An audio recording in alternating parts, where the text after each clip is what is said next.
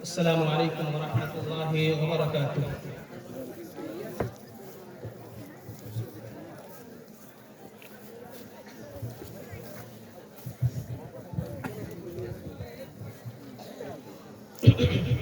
بسم اللہ الرحمن الرحیم، الحمد للہ الواحد القہار، والصلاة والسلام على نبیہ المصطفى المختار وعلى آلہ وأصحابہ الأخیار ومن تبعهم بإحسان إلى يوم القرار، أما بعد فأعوذ بالله من الشيطان الرجيم، بسم الله الرحمن الرحيم، يرفع الله الذين آمنوا منكم والذين أوتوا العلم درجات والله بما تعملون خبير۔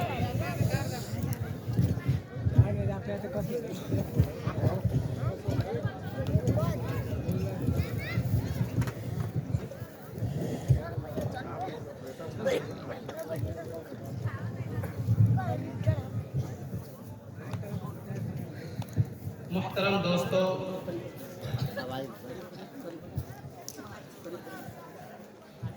اس اسٹیج پر تشریف فرما مہمان خصوصی، مقرر خصوصی ڈاکٹر عبدالغفار صاحب حفظہ اللہ تعالی اور دیگر علماء کرام، میں آپ لوگوں سے زیادہ وقت نہیں لوں گا، مختصر وقت میں مختصر باتیں کر کے اپنی جگہ لے لوں گا۔ کسی بھی ملک کی ترقی میں، کسی قوم کی ترقی میں سماج اور معاشرے کا بہت بڑا رول ہوتا ہے، اور اس سماج اور معاشرہ اس وقت اپنا اہم رول ادا کرتا ہے جب اس کے افراد تعلیم یافتہ ہوں۔ اگر اس کے لوگ پڑھے لکھے ہیں تو ایسی صورت میں وہ اپنے سماج کو ایک نیا راستہ دکھاتا ہے، بہترین راستہ دکھاتا ہے، اسی کی مدد سے قوم اور ملت کا تعاون کرتا ہے، تعمیر و ترقی کی طرف گامزن ہوتا ہے۔ جس فیلڈ کا ماہر ہوتا ہے، جس میدان کا ماہر ہوتا ہے، وہ اسی میدان سے متعلق تعاون پیش کرتا ہے۔ کچھ لوگ دنیاوی قانون سے متعلق زیادہ جانتے ہیں تو اپنی قوم کی مدد اسی دائرے میں کرتے ہیں۔ اگر کسی کو دوسرے فیلڈ سے واقفیت ہے، کسی کو سیاست سے واقفیت ہے تو اپنی قوم کی رہنمائی اسی میدان میں کرتے ہیں۔ اگر کوئی شخص عالم ہے تو علم دین سے متعلق اپنی قوم کو بتاتے ہیں، وہ اپنی قوم کو بیدار کرنے کی کوشش کرتے ہیں، رب کائنات سے متعلق ان کو بتاتے ہیں، معرفت الہی کے سلسلے میں ان کو قریب کرتے ہیں۔ اللہ رب العالمین سے انسان کو قریب کرتا جاتا ہے۔ لیکن اگر اس سماج کے افراد تعلیم یافتہ نہیں ہیں تو ایسی صورت میں وہ سماج نہ اپنی قوم کی ترقی میں، نہ اپنے ملک کی ترقی میں کوئی حصہ لیتا ہے، اور نہیں بلکہ اس کی حالت یہ ہو جاتی ہے کہ وہ اپنے وجود کے بچانے کے در پہ ہو جاتا ہے، وہ اپنے وجود کو بچانے کی کوشش کرنے لگتا ہے، وہ اپنی تہذیب و ثقافت کی شناخت کو کھو بیٹھتا ہے، اس کی تہذیب دھیرے دھیرے ختم ہوتی جاتی ہے۔ آپ دیکھتے ہوں گے کہ جو لوگ تعلیم یافتہ ہوتے ہیں، لوگ ہر سلسلے میں، ہر چیز میں ان کو فالو اپ کرنے کی کوشش کرتے ہیں، ان کی اتباع کرنے کی کوشش کرتے ہیں، کھانے پینے میں، رہنے سہنے میں، اٹھنے بیٹھنے میں، پڑھنے میں، ٹائم مینجمنٹ میں، ہر چیز میں ان کی اتباع کرنے کی کوشش کرتے ہیں۔ لیکن جو لوگ پڑھے نہیں ہوتے، لوگ ان کی باتوں کو سننا گوارا نہیں کرتے، ان کے ساتھ رہنا پسند نہیں کرتے، ان کے ساتھ کھانا پسند نہیں کرتے۔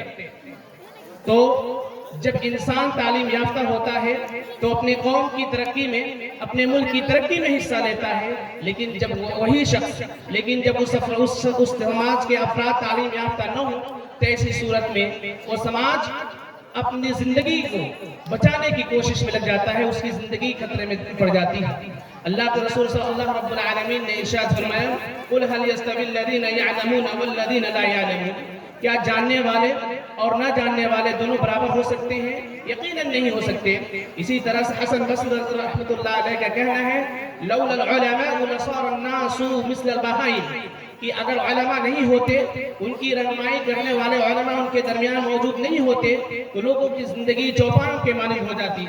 اللہ رب العالمین جو لوگ تعلیم یافتہ ہوتے ہیں اور ان کو دنیا کے اندر بھی ان کے مقام و مرتبے کو بلند کرتا ہے اور آخرت میں بھی ان کے مقام کو بلند کرتا ہے۔ اللہ رب العالمین نے ارشاد فرمایا یرفع اللہ الذین آمنوا منکم والذین اوتوا العلم درجات، کہ اللہ رب العالمین مومنوں کے مقام کو بلند کرتا ہے اور جو لوگ علم سے آراستہ ہیں، جو اہل علم ہیں، ان کے مقام کو بھی بلند کرتا ہے۔ تو اللہ رب العالمین نے اس آیت کے اندر انفرادی طور پہ بتایا کہ انفرادی طور پہ اللہ رب العالمین اس کے مقام کو بلند کرتا ہے۔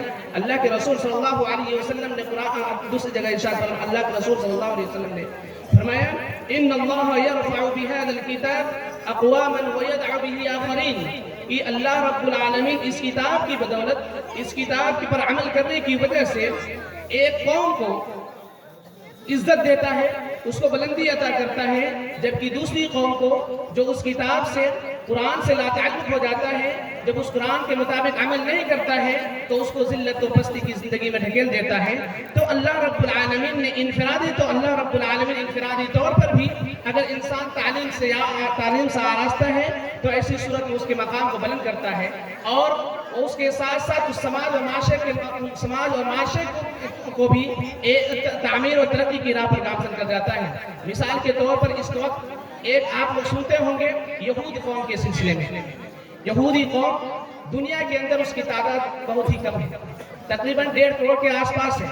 اس دنیا کے اندر مسلمانوں کی آبادی تقریباً 2 ارب ہے۔ اگر پرسنٹیج تعلیم کے اندر ہم دیکھتے ہیں تو ایسی صورت میں مسلمانوں کی تعلیم تقریباً 36% ہے جو اسکول تک پہنچ پاتی ہے، جس کو صحیح سے اسکول مل پاتا ہے، اور صرف 8 سے 10% پوری دنیا کے اندر صرف 8 سے 10% ایسے مسلمان ہیں جو کالج کی ڈگری حاصل کر پاتے ہیں، جبکہ یہودی قوم کے بارے میں ہم جب دیکھتے ہیں 100% وہ لوگ ایجوکیٹڈ ہوتے ہیں، لیکن اسکولنگ کرنے والوں کی تعداد کم ہے، جبکہ ہائر ایجوکیشن حاصل کرنے والے، اعلیٰ تعلیم حاصل کرنے والے، کالج کی ڈگری حاصل کرنے والے 61 سے لے کر 64% تک ہیں، یعنی 43 سے لے کر کے 44% تک کے آس پاس وہ لوگ اسکول میں رہ جاتے ہیں۔ اور ایک چیز یہ بھی ہے کہ اس قوم کی ایک خصوصیت یہ بھی ہے کہ اس کا ہر بچہ فوج ہوتا ہے، ہر بچہ فوج ہوتا ہے، کیونکہ ہر شخص کو تعلیم سے آراستہ کرنا چاہتا ہے۔